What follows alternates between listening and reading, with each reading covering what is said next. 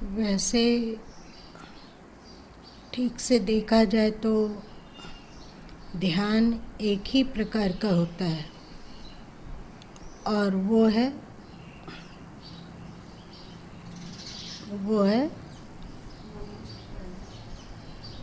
क्या अक्रिय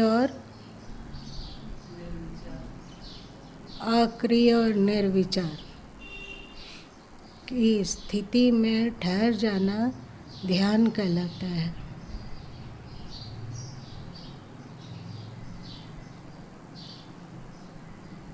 पर इस ध्यान तक पहुंचने के लिए, इस ध्यान को पा लेने के लिए, इस स्थिति में ठहर जाने के लिए बहुत से उपाय करने होते हैं।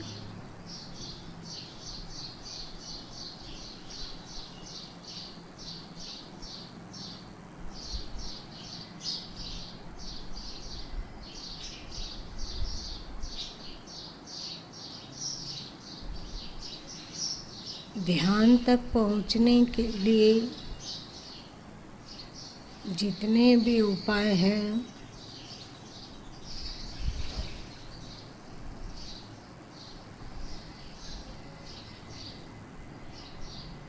उनको 4 में समेटा जा सकता है।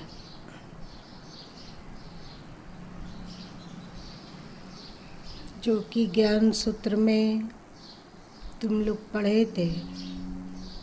वो है नेत्र प्रधान ध्यान, श्रवण प्रधान ध्यान, श्वास प्रधान ध्यान और ध्याता का ध्यान।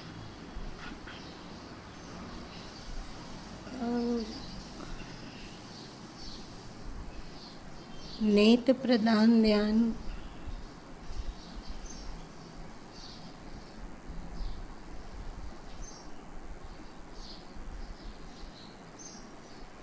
के लिए नेत्र प्रधान ध्यान है कि जहाँ भी दृष्टि जाती हो वहाँ पर ईश्वर की भावना करना।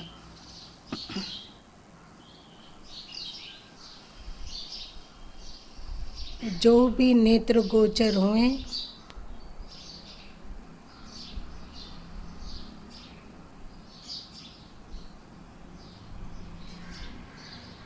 उसे ईश्वर का ही रूप मानना। तुम लोग जानते होगे, कई बार चर्चा भी की गई है कि सुखदेव जी को जब राजा जनक ने अपने बाग में ठहरा दिया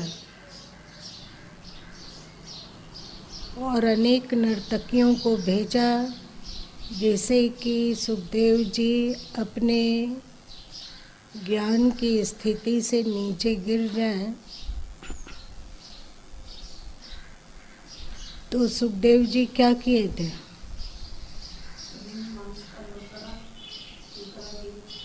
द्वारा बनाई गई कठपुतलियाँ नृत्य कर रही है। उन्हीं के विभिन्न रूप नृत्य उनके सामने नृत्य कर रहे हैं।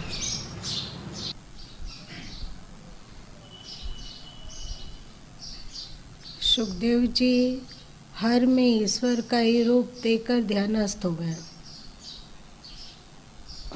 कभी आंखें खुलती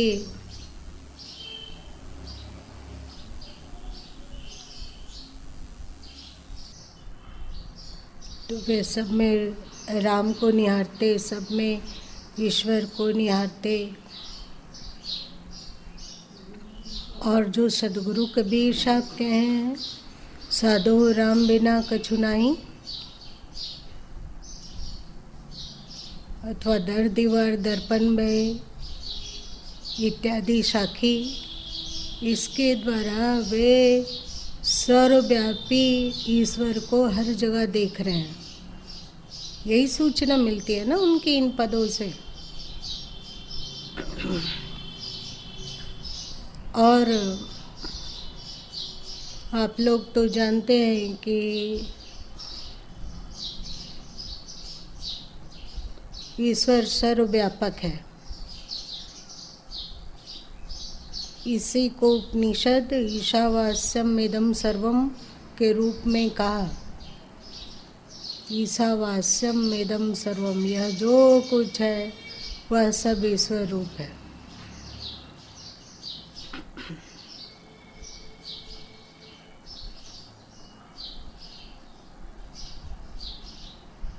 ईश्वर रूप यदि देखते हो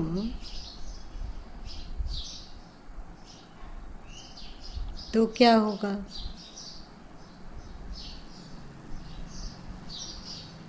काम जागेगा कि क्रोध जागेगा कि लोभ जागेगा कि मोह जागेगा? क्या होगा?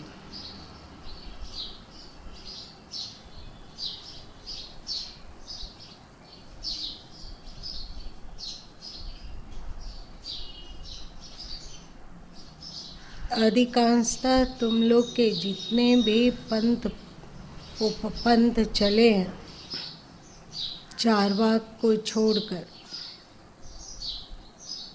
हर पंथों में ईश्वर को सर्वव्यापी कहा गया। चाहे वो हिंदू धर्म हो, चाहे ईसाई धर्म हो, चाहे इस्लाम हो,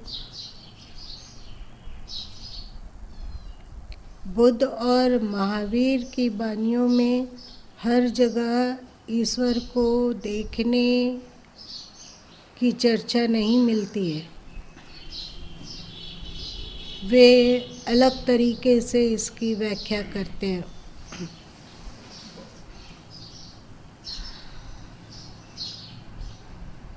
महात्मा बुद्ध में भी सभी प्राणियों के प्रति प्रेम की चर्चा आती है, करुणा की चर्चा आती है, पर वो प्रेम कैसा है, उस प्रेम के पीछे मनोभाव क्या रहता कि ये जो प्राणी जगत है इसमें कभी न कभी हम लोग रह चुके हैं।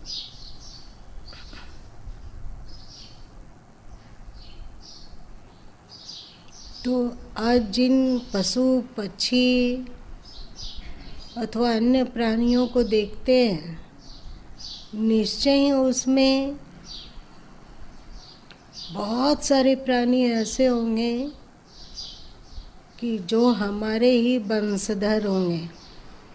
वंशधर मतलब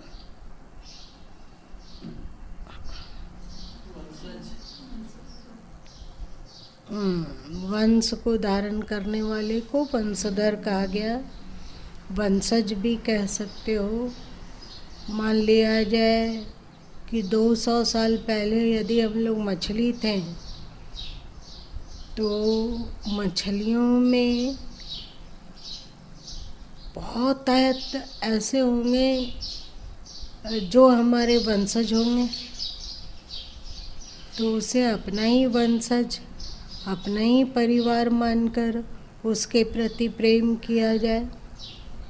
वैसे ही चाहे चिड़िया हो, कबूतर हो, चाहे शेर हो, बाघ हो, भालू हो, चाहे पक्षी इत्यादि हो। महात्मा बुद्ध कहते हैं कि विगत किसी न किसी जन्मों में हम लोग वहाँ थे, इसलिए वे हमारे अपने हैं, वे हमारे परिवार हैं। इस तरह वे करुणा जगाने की बात कहते हैं। और महावीर स्वामी भी अहिंसा की चर्चा करते हुए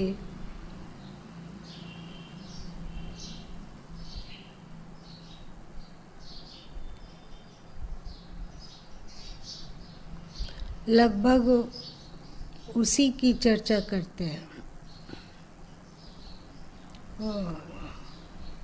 स्पष्ट रूप से तो नहीं कहा गया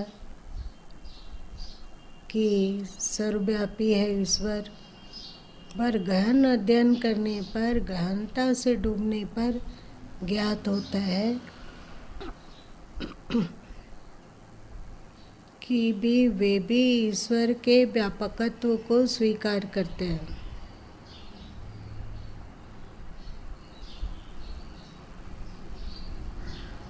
तुम लोगों का सांख्य मत क्या कहता है?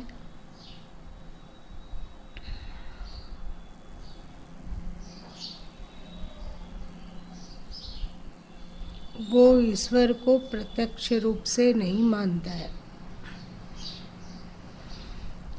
मानता है कि जीव है और भिन्न भिन्न जीव है, और जीवन काल में ही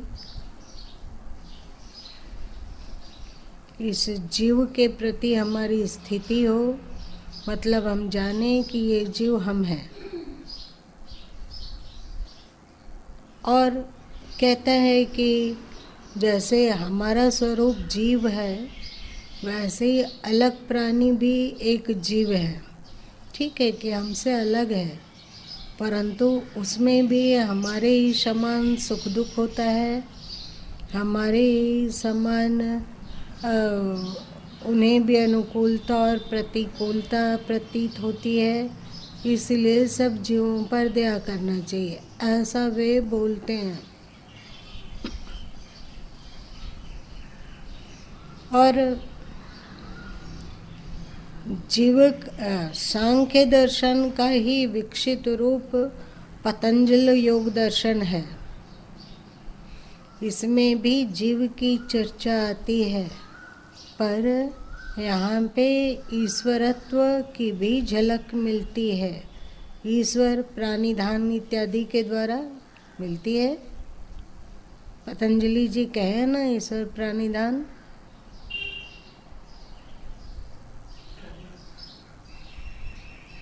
नहीं जानते हो?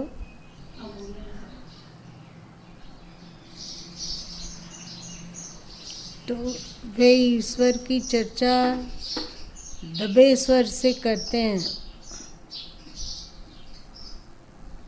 पर जो वैदिक ज्ञान है, जो उपनिषदीय ज्ञान है, जो कि हिंदू लोगों की रीढ़ है, वेदों का ज्ञान, उपनिषदों का ज्ञान, और उपनिषदों का सार निचोड़ गीता आया, तो गीता में ईश्वर को सर्वव्यापी माना गया।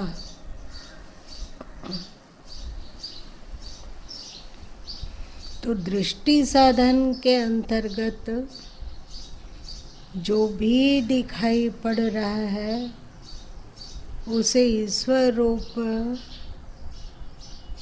में देखना। इसमें हिंदू धर्म के अंतर्गत एक पंथ है, जिसमें कहा गया कि जहाँ भी दृष्टि जाती हो, वहाँ पर ही नमस्कार करो। मतलब उन लोगों का सर्व प्रमुख साधन नमस्कार करना है। नमस्कार मतलब जैसे अभी पत्रिका को देखा गया तो मन ही मन उसको नमस्कार किया गया कि इस रूप में ईश्वर ही है। आँख खुली और दृष्टि अपने बच्चों पे गई अथवा और किसी पे गई, तो नमस्कार किया कि इस रूप में ईश्वर ही है। जितने भी जीव जंतु नेत्र गोचर हुए, उन सबको ईश्वर समझकर नमस्कार करना, एक ही साधन है उसमें, नमस्कार। जो दिख रहा हो वहीं पे सिर झुका दिए, नमस्कार। चाहे उगता हुआ सूर्य, चाहे डूबता हुआ सूर्य, चाहे लहलहाते हुए पेड़ पौधे, चाहे बहता हुआ जल, चाहे ठहरा हुआ पर्वत, सबको नमस्कार।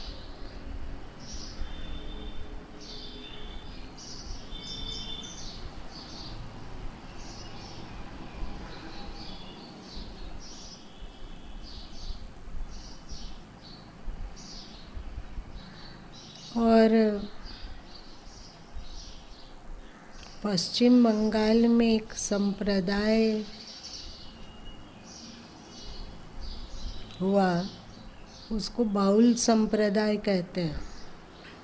कोई जानता है?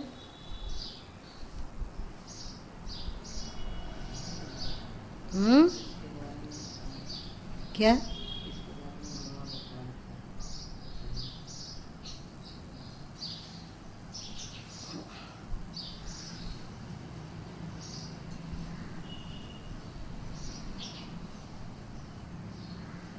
वो ईश्वर क्या है, भक्ति क्या है, ध्यान क्या है, तो ज्ञान किसे कहा जाता है, ये सबसे कोई उन्हें मतलब नहीं है। एक बार एक बाउल संत प्रेम मग्न होकर नृत्य कर रहे थे,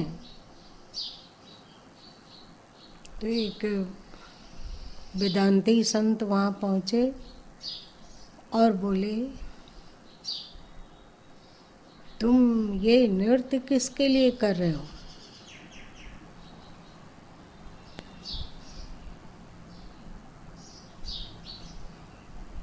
तो बाउल बोले, ईश्वर के लिए।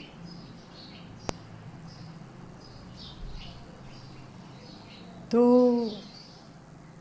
संत बोले, मतलब वेदांती बोले कि जिस ईश्वर को तुम जिस ईश्वर के लिए नृत्य कर रहे हो और अश्रुपात कर रहे हो, क्या उस ईश्वर को जानते भी हो? और जिस ईश्वर से तुम प्रेम की बात कहते हो, तो क्या तुम प्रेम की परिभाषा जानते हो?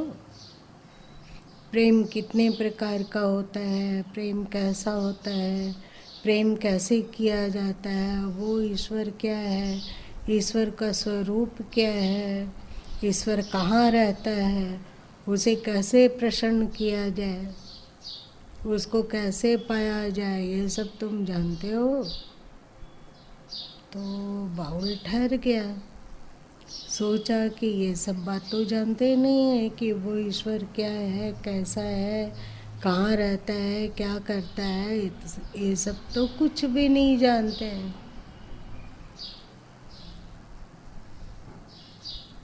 थोड़ा ठिठक गया बाउल, उसके बाद फिर नाचने लगा। वेदांती बोला, फिर तुम पागलों की तरह नाचने लगे, समझे ईश्वर क्या है अथवा ईश्वर से प्रेम क्या है?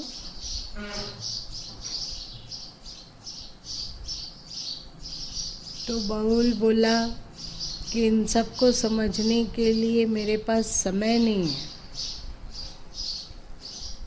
यदि इन सब बातों को समझने में समय लगाया तब तो थोड़ी ही जान पाऊंगा और फिर आयु समाप्त हो जाएगी। ये बताओ कि आप वन में कहीं जा रहे हो और रास्ते में एक बाघ से आमना सामना हुआ, तो तुम क्या करने को प्राथमिकता दोगे? बाघ क्या है, बाघ कैसा होता है, इसकी जाति कितने प्रकार की होती है, बाघ का जीवन कैसा होता है, वे लोग अपने परिवार में कैसे साथ रहते हैं, इन लोगों का जोड़ा कैसे बनता है, इन लोग ये स्तनधारी पशु हैं या फिर जैसे पक्षी लोगों को सेकर उन्हें पुष्ट किया जाता है अंडों को, वैसे हैं। इतना जब तक सोचोगे तब तक तो बाघ तुम पर आक्रमण करके तुम्हें खा ही जाएगा। तो क्या करोगे? अब बाघ का सामना होने पर तुम वहाँ से जल्दी से भागोगे कि बाघ को परिभाषित करने के लिए और बाघ क्या है कैसा इत्यादि जानने के लिए वहाँ रुक जाओगे। तो वेदांती बोला ऐसा कैसे हो सकता है? यदि हम बाघ को जानने के लिए रुके तब तो हमें बाघ खा ही जाएगा। तो बाउल बोला कि उसी तरह परमात्मा को जानने के लिए हम ठहरेंगे तब तक तो काल आ ही जाएगा और काल खा जाएगा। इसलिए हमें नहीं जानना कि वो परमात्मा क्या है कैसा है, बस मैं जानता हूँ कि परमात्मा है, वो कैसे हैं, कहाँ हैं, इससे हमें कोई मतलब नहीं है। वो निराकार है कि साकार हैं, सर्वव्यापी हैं कि एक देशीय हैं, इन सब से हमें कोई मतलब नहीं है। बस मैं जानता हूँ कि ईश्वर है, और जैसे ही जानता हूँ कि ईश्वर है तो फिर कदम थिरकने लग जाते हैं और स्वयं ही नृत्य उठने लग जाता है।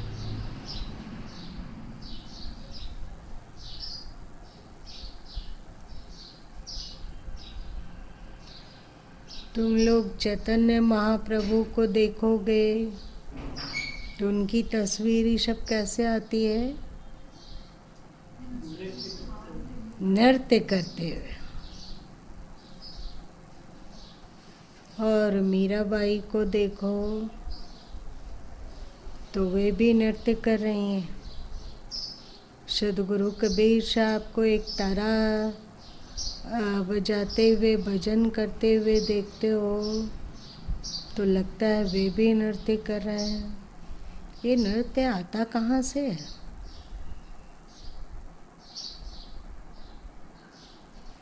जरूर प्रभु को वे सामने देख पाते होंगे तो उनको सामने देखकर भाव विभोर होकर नृत्य होने लगता होगा। क्या ऐसा नहीं हो सकता है?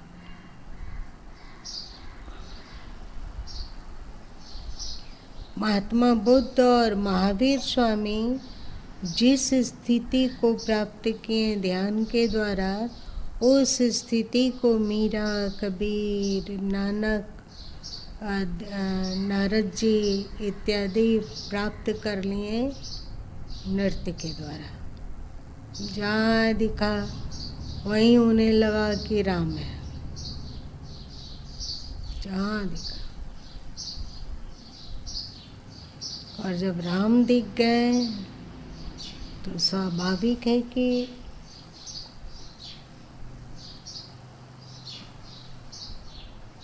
भाव भी बोलता आएगी कि नहीं आएगी। और जब वे हर जगह राम को देखने लग जाते हो तो उनमें भाव विभोरता स्वाभाविक ही आ जाती है। तो ये जो भक्ति का पथ है या ये जो प्रेम का पथ है, ये दृष्टि साधन से शुरू हुआ। मतलब इस ध्यान में दृष्टि प्रमुख है। वे किसी मंदिर को देखें, किसी विग्रह को देखें तो उस विग्रह में ईश्वर की झलक उन्हें मिली और वे भाव विभोर होकर हाथ जोड़कर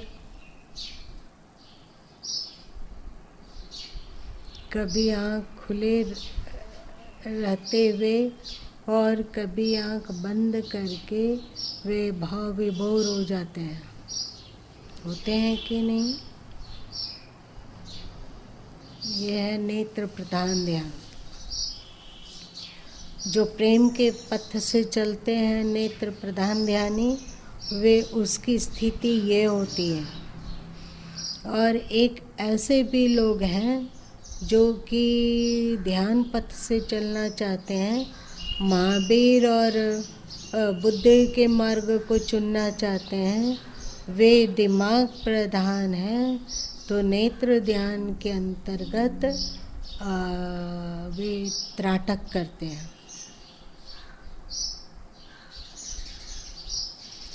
बाह्य त्राटक, क्योंकि अभी वृत्ति बहिर्मुखी है, तो इसीलिए दूर बैठकर, मतलब करीब करीब 8-10 फीट दूर बैठकर अपने सामने के दीवार पर या तो एक छोटा सा बिंदु बनाया जाए, सूक्ष्म से सूक्ष्म, या तो कागज में ही एक छोटा सा बिंदु बनाकर सामने दीवार पर लगा दिया गया। अब दृष्टि ऐसी होनी चाहिए कि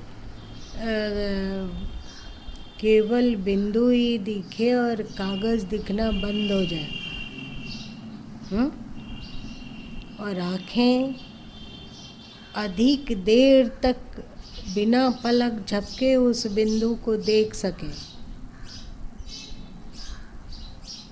होता है ना, बहुत सारे लोग मोमबत्ती में अथवा दीपक में, दीपक के लौ में इस त्राटक को करते हैं।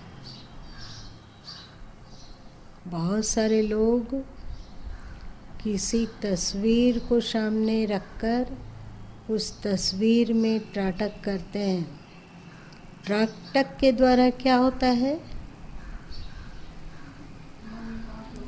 आँखें स्थिर हो जाती है।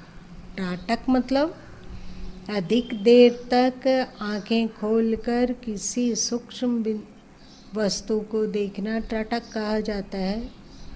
तो इसके द्वारा आँखें स्थिर होती है और आँखों के स्थिर होने पर मन को मौन करने में सहयोग मिलता है। तो जो ध्यान मार्ग के प्रेमी हैं उसके लिए ये बाह्य त्राटक बहुत ही उत्तम माना जाता है। फिर अब आ जाओ अंतर के त्राटक को।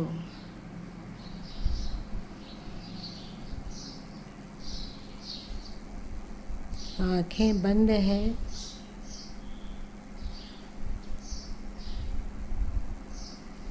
और बंद आँखों से जो भी दिख रहा है उसी को टकटकी लगा के देखना। इस जो दृष्टि कहा जाता है, दृष्टि मतलब देखने की शक्ति। बंद आँखों से दृष्टि कहीं आ जा सकती है या नहीं आ जा सकती है?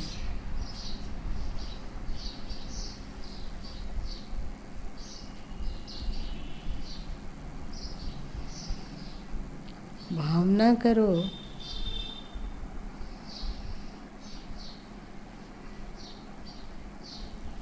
कि अभी घनघोर अंधेरा है,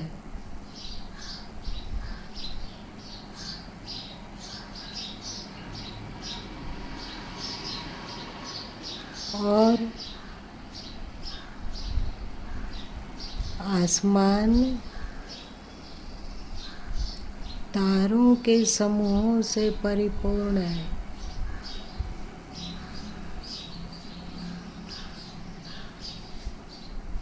वे तारे, चमकते हुए तारे, सप्तऋषि तारे, चाहे ध्रुव तारा, तो तुम देख पाते हो या नहीं देख पाते हो? तारा को देख पाया या नहीं देख पाया?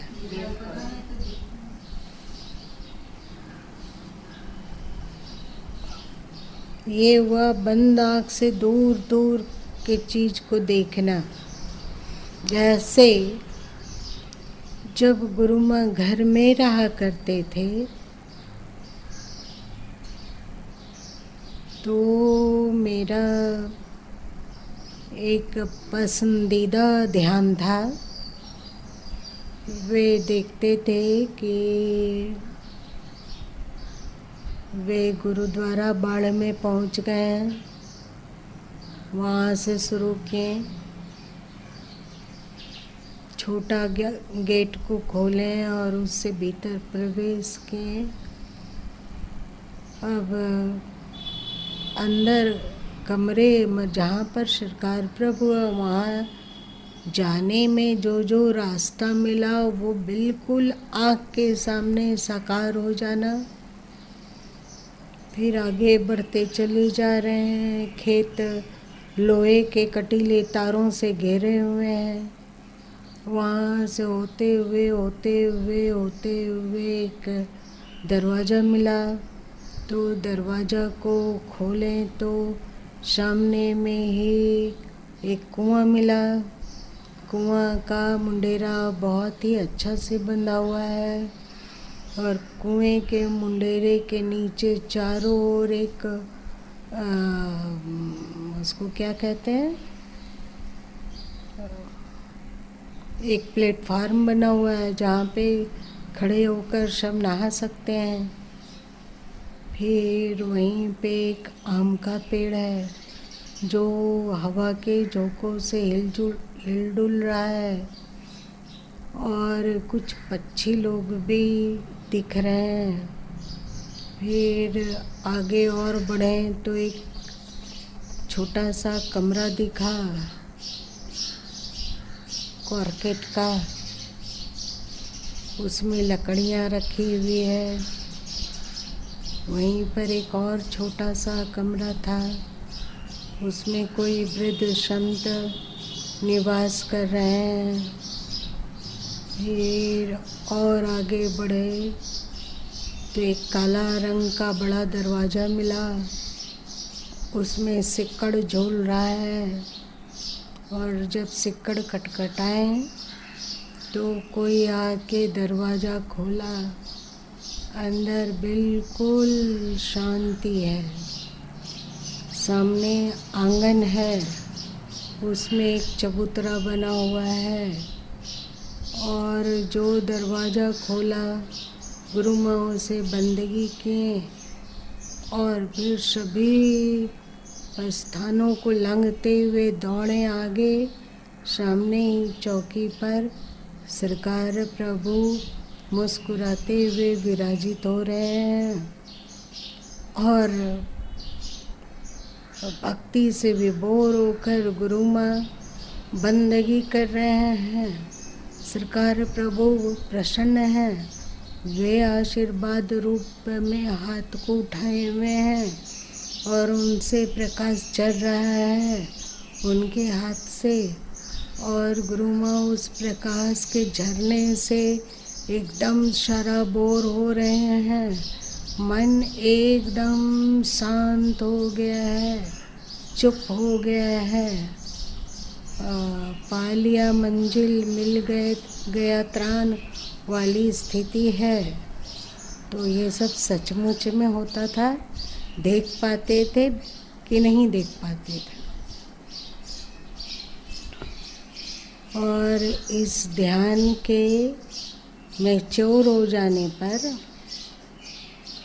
ये ध्यान में भली भांति स्थिर हो जाने पर, जब जब ऐसा ध्यान किया जाता था तो होता था, तो वहाँ के लोगों को एक अद्भुत तरीके का सुगंध वातावरण में फैला हुआ लगता था। और चाहे वहाँ रहने वाले लोग हों, चाहे सरकार प्रभु हों, वे कहते थे कि देखो ज्ञान भगवान अभी सूक्ष्म रूप से यहाँ उपस्थित है।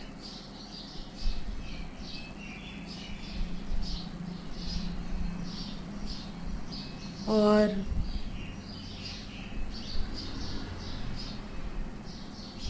फिर धीरे धीरे इसी ध्यान को करते करते करते ऐसी स्थिति होने लगी कि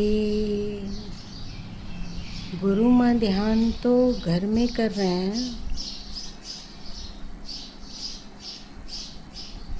पर गुरु माँ को स्थूल रूप से बाड़ में भी कोई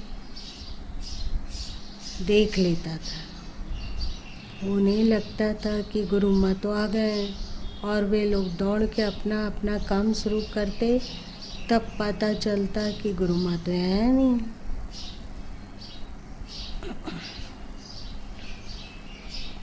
इस ध्यान में प्रगाढ़ता होने के कारण कई बार ऐसा होता कि साधु शरण सरकार प्रभु का पैर दबा रहा होता और सरकार प्रभु एकाएक चौंक के बोल देते, अरे आप। और फिर वातावरण में एक अद्भुत तरीके का खुशबू फैल जाती, जो कि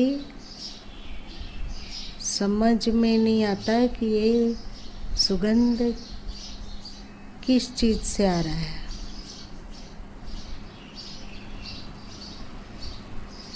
तो वहाँ पर दिखना, किसी दूसरे के द्वारा देखा जाना, ऐसा कैसे संभव हो पाता था? दृष्टि साधन में इतना अधिक डूब जाया जाता, इतना अधिक डूब जाया जाता कि जहाँ का ध्यान किया जा रहा है वहाँ पर सशरीर उपस्थिति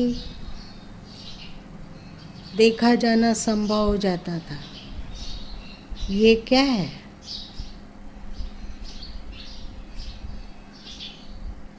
दृष्टि साधन। और इसी दृष्टि साधन जब सरकार प्रभु से नहीं जुड़ा गया था, तब इसी देखने के साधन में गुरु माँ ध्यान करते थे कि भगवान नारायण मेरे हृदय में विराजित हैं, शेष शैया पे लेटे हुए, और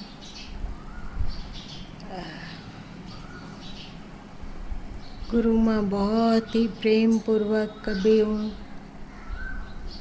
सिर झुकाकर प्रणाम करते हैं, उनके चरण का प्रक्षालन करते, उनके चरणों को वस्त्र से पोंछ देते और फिर आरती करते।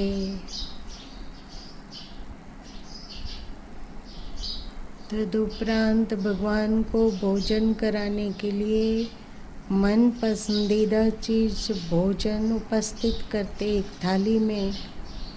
जो लगता है कि ये भोजन आज कराना है तो वो सब करते, और वहीं बगल में खड़े होकर पंखा झलते और भगवान को भोजन करते हुए देखते। फिर जब भगवान का भोजन हो जाता तो उनके हाथ को धुलाते, उनके मुंह को साफ करवाते और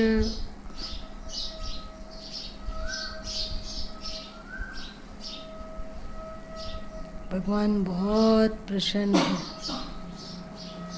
ऐसा देखते कि वे मुस्कुरा रहे हैं और आशीर्वाद में हाथ उठाए हुए हैं, और गुरु माँ उनके छोड़े हुए भोजन को पा रहे हैं। मतलब उनके जूठन को, उनके प्रसाद को पा रहे हैं।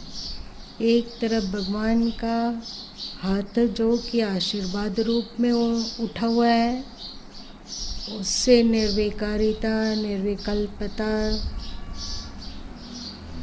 निर्मलता का झरना गुरु माँ पर बरस रहा है और धीरे से उनका प्रसाद पाकर अंत से एकदम चमाचम चमक गया है।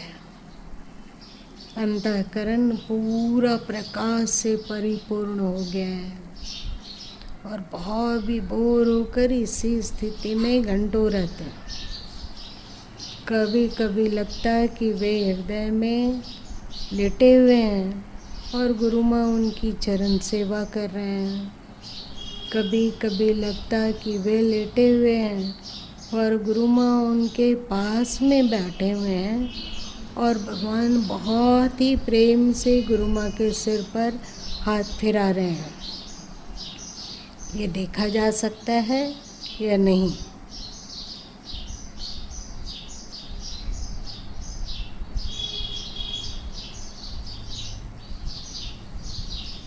वास्तव में सामने में कुछ नहीं है, पर देखा जा सकता है कि नहीं? ये है पावरफुल दृष्टि साधन का प्रारंभ। आगे क्या है उसको हम लोग यदि ईश्वर की इच्छा हुई तो फिर सुनेंगे। ठीक है।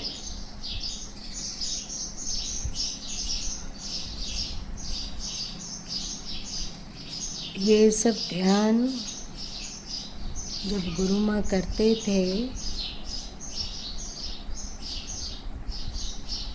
इस ध्यान का प्रारंभ शुरू हुआ 7वीं क्लास से। उसके पहले 5वीं इस क्लास वगैरह में ध्रुव और प्रहलाद की तरह ईश्वर को प्रत्यक्ष दर्शन करने का विकलता थी और फिर 7वीं क्लास से ये क्वालिटी प्राप्त हुआ कि हम जिसे प्रकट करना चाहते हैं वो तो हमारे हृदय में ही विराजित है। और फिर मानसिक पूजा करना और ये करना वो करना। इसलिए गुरु माँ ने जब एकाग्र मन को लिखा था, एकाग्र मन कहाँ लिखा है? घर में कि आश्रम में? घर में। तो उसमें एक साधन का नाम क्या है? मानसिक पूजा है ना। तो मानसिक पूजा भी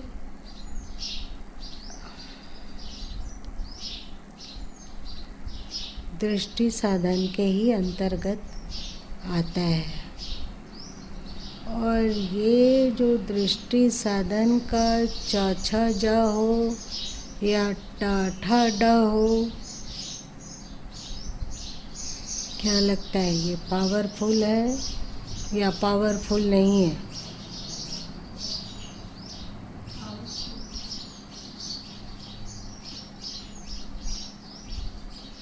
एक एक कदम उसी की ओर बढ़ रहा है जो साथ हैं, पर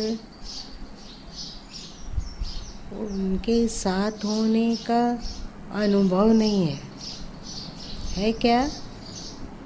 वे हम लोगों के साथ हैं, पर वे साथ हैं इसका हम लोगों को अनुभव नहीं है, साथ होते हुए भी।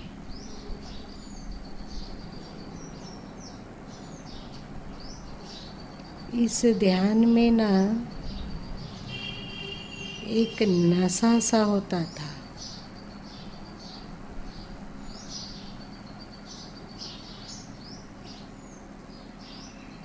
और जब गुरु माँ 8वीं क्लास में पहुँचे, 7वीं तक तो रानी लक्ष्मीबाई में पढ़े और 8वीं में वहाँ पहुँचे तो बहुत सारे मित्र वहाँ मिले। तो उन लोग अक्सर ऐसा कहा करते अरे तुम लगती हो ना, तुम्हारी आंखों को देखकर लगता है कि तुम कितना पी के आई हो अथवा कितना भांग खा के आई हो।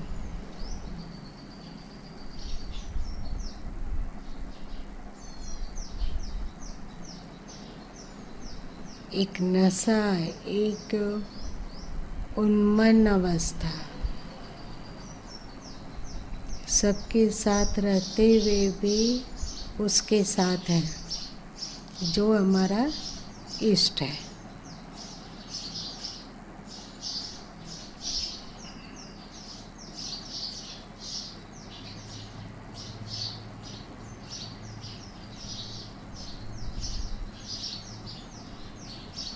बाढ़ का कोना कोना देख पाते थे गुरु माँ।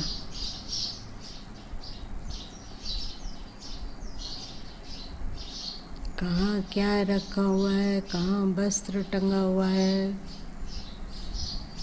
कहाँ कुर्सी रखी हुई है, कहाँ चौकी रखी हुई है, कहाँ कौन सा पौधा लहला रहा है, कहाँ कुएं के मुंडागरे में कैसी बाल्टी रखी हुई है, उसमें डोर कैसा लगा हुआ है,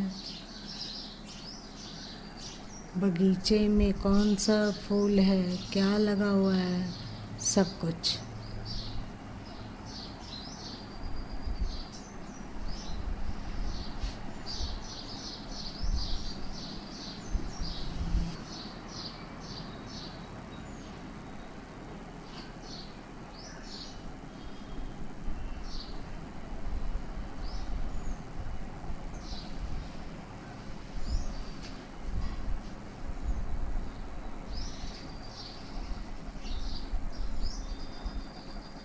ये बताओ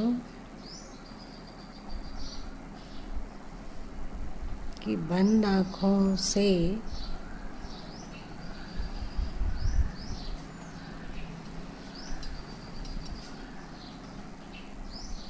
आँखों में ही ध्यान लगाने से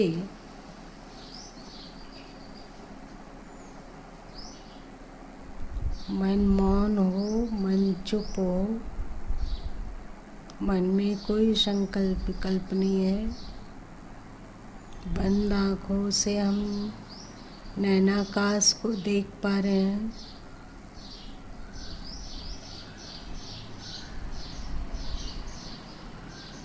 तो कुछ दिखता है या नहीं दिखता है?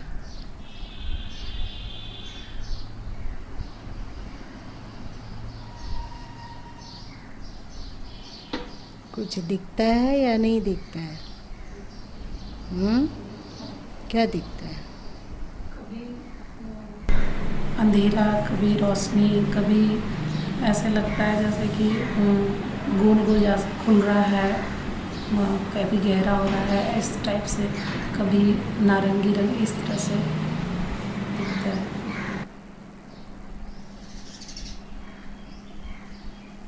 बंद आँख से नैनाकाश को देखना भी दृष्टि साधन का एक मजबूत पिलर है।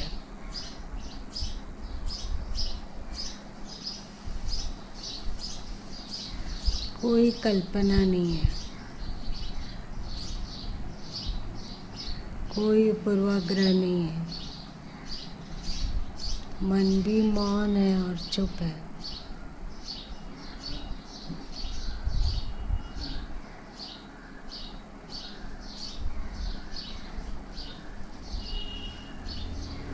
पर कोई है जो नैनाकाश को देख रहा है।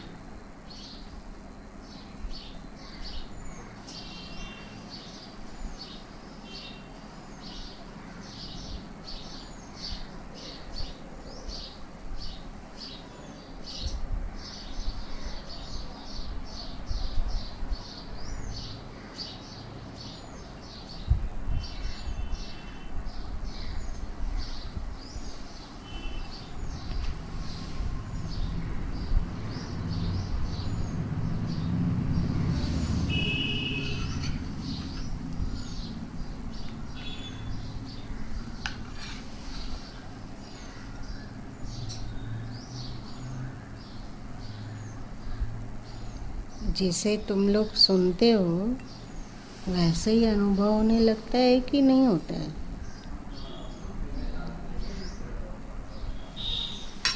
क्या होता है?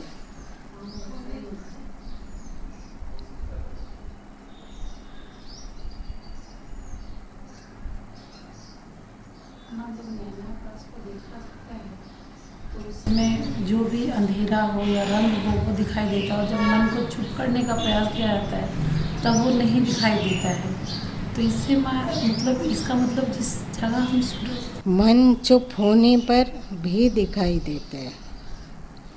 मन चुप नहीं हुआ तब शायद कल्पना होगी, लेकिन मन चुप होते हुए केवल नैनाकाश देखने का पुरुषार्थ कर रहे हैं तो दिखता है।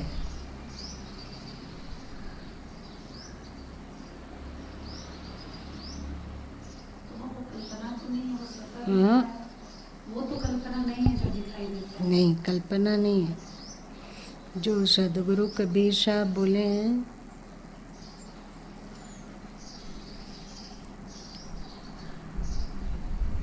या घट में 9 लाख तारा, क्या है? यागट सूरज, यागट चंद्र। ये सब इसी स्थिति में और आगे बढ़ने पर सब प्रतीत होता है।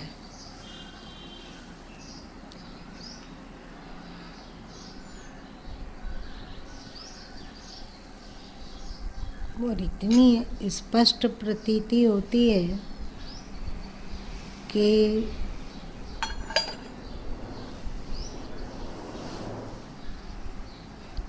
लगभग 1 साल पहले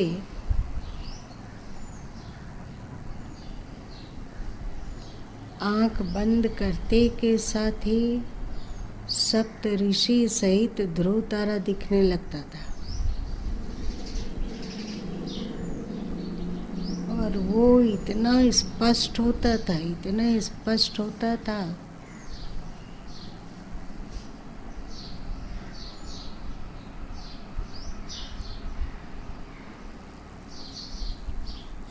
कि ध्यान में देखा जा रहा है कि वास्तव में इसका भान ही खो जाता था। कभी कभी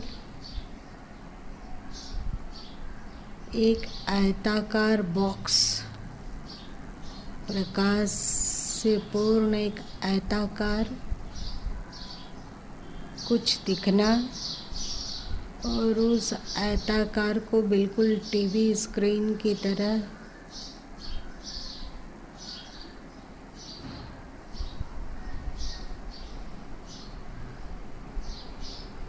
उसकी प्रतीति, ये सब भी दृष्टि साधन का ही एक पड़ाव है। प्रकाश, अंधकार जो भी है, जो सदगुरु कबीर साहब का या घट नदिया नारा बोले ना, वो भी इसी दृष्टि साधन के समय में उभर कर आता है। प्रकाश और अंधकार भी इसी दृष्टि साधन से उभर कर आता है, और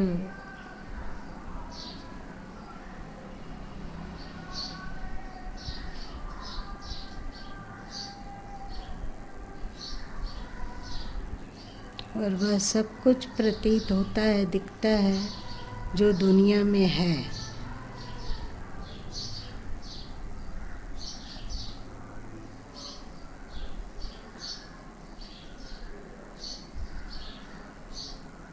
दृष्टि साधन बहुत ही पावरफुल साधन है।